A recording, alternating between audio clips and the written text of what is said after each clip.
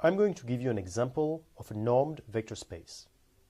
This example will be LP, that will be a space of functions.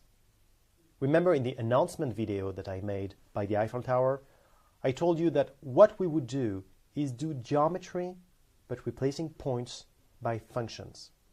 And this is what we're going to do here, because I will show you that LP, this set of functions, will be a normed vector space. Before we start, I would like to give you a review of the integration. Remember, integration means we're going to try to compute the surface area below a curve. Usually, we do it using the Riemann integral. That means we subdivide the x-axis, and we have rectangles. And these rectangles, we compute their area, their surface area. And if we have enough, then we can approximate the surface below the curve. And a good way to do it is to do it below the curve, above the curve, and hopefully if you have enough rectangles, then you will have an approximation of the surface area below the curve. Obviously, it requires some properties on the curve, on the function, the red function here. You cannot have any function, you have to have functions that are reasonable. Now, if you look at this, that's a way to do it. You subdivide the x-axis. But there is another way to do it. Another way to do it would be to subdivide the y-axis. And you see, if you subdivide the y-axis, then you will have what is called the Lebesgue integral. And what's nice with the Lebesgue integral is that some functions that you could not integrate with the Riemann integral, because they were not reasonable enough, you will be able to integrate with the Lebesgue integral. And I will show you how you subdivide this y-axis. Say that you subdivide the y-axis in two. The green and the purple rectangles will be the inverse, will actually provide you with the inverse image of this part of the y-axis. And you can measure the area of these two rectangles. Actually, what you can do is to measure how much of the inverse image of this interval on the y-axis will be given on the x-axis. So in a sense, what you're doing is you're measuring the inverse image of the subdivisions of the x-axis. And actually, we can actually have the rectangle inside the curve because this is the way we actually compute the Lebesgue integral. And if you have enough subdivisions, then you're going to add up all of these rectangles, actually all of these measures, and you will be able to approximate the integral. So you see, Riemann integral, you subdivide the x-axis. Lebesgue integral, you subdivide the y-axis. And the Lebesgue integral is what we use. Now, the main question is, how do we measure the inverse image of something? And to measure in R, well, you can look at the length of the interval, and if you have the union of intervals, then you just add up the length. But if you're in R2, then say you want to measure this, what you can do is you're going to start with a rectangle, and then you're going to add more rectangles. And eventually what you do, if you put enough rectangles, then you will be able to measure this subset of R2. Now, this is not a very proper, well-defined definition of the Lebesgue integral, but what I'm trying to do is to give you an overview of what it is, so you can actually understand what LP spaces are. But if you're interested in the Lebesgue integral and the Riemann integral, which I hope, you can look it up, and I strongly suggest you do this because it's a wonderful way to actually compute the integral is the Lebesgue integral. I really, really recommend it. Now, let me start with an open set omega, which is a subset of Rn, and Rn is equipped with the Lebesgue measure. And L1 will be the set of all functions that can be integrated based on the Lebesgue definition that I just gave you. And there is a little trick here, is that if the functions are equal on, we say, almost everywhere, which means they're equal but on a set of zero measure, then they will be identified. That means that in L1, they will be the same function.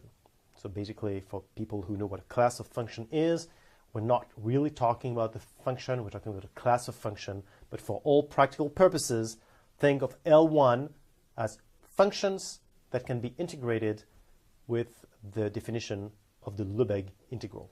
And I strongly suggest you look it up if you don't know what it is. And by the way, it's absolutely wonderful if you look at the Lebesgue theory. It's absolutely beautiful.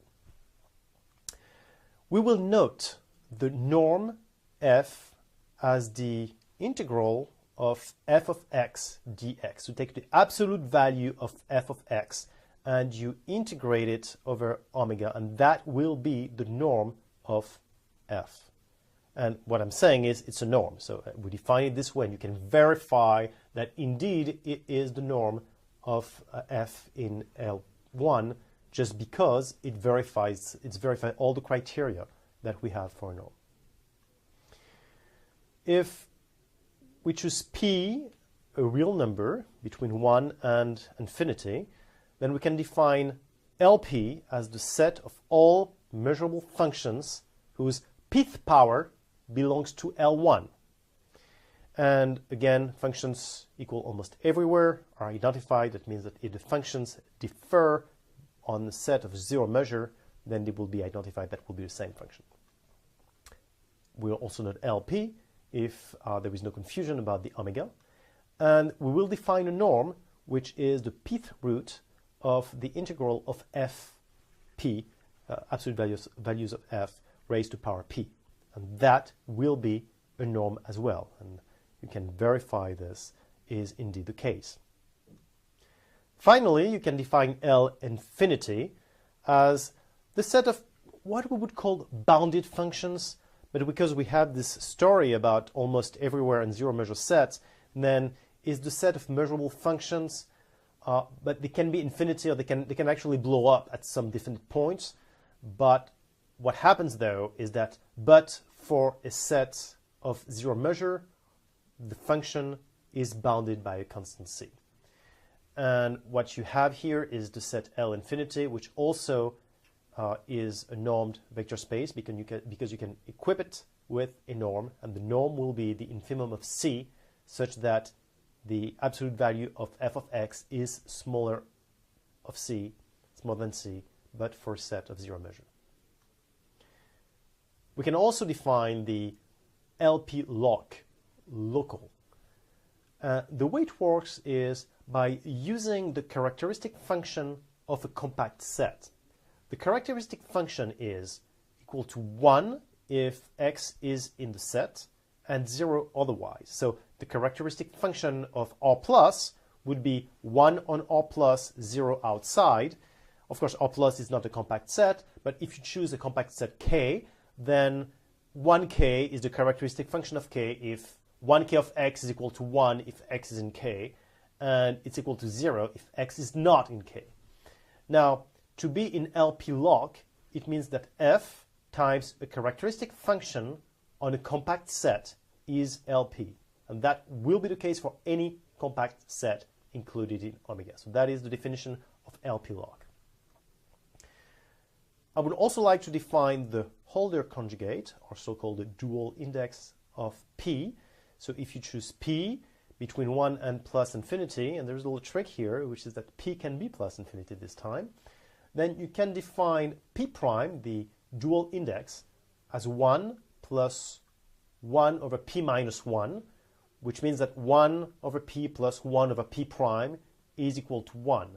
And of course, if P is plus infinity or P prime or 1, then you need to be a little careful. And what we will do is that if P is equal to 1, then dual index will be infinity. And if P is infinity, then dual index will be 1. And there is something that you need to note here, which is that the dual index, the Holder conjugate of 2, is 2. And this will play a significant role in the sequel. The norm on LP can be defined this way. So I will give you a proposition here, which is that I choose P between 1 and plus infinity, possibly plus infinity. P prime, the Holder conjugate, the dual index. If I choose F in LP and G in LP prime, then the product of FG will be in L1, and the norm of LG of FG in L1 will be smaller than the norm of F in LP multiplied by the norm of G in LP prime. And the consequence of this is that we have a norm on LP. Finally, I would like to tell you about what is called an interpolation inequality.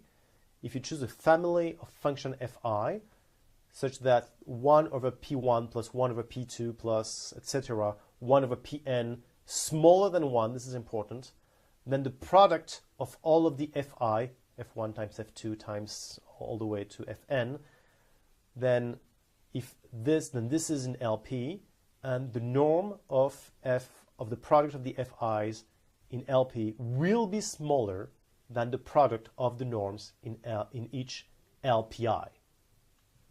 And as a consequence, if f is both in LP and in LQ, then f will be in LR for any r in between P and Q.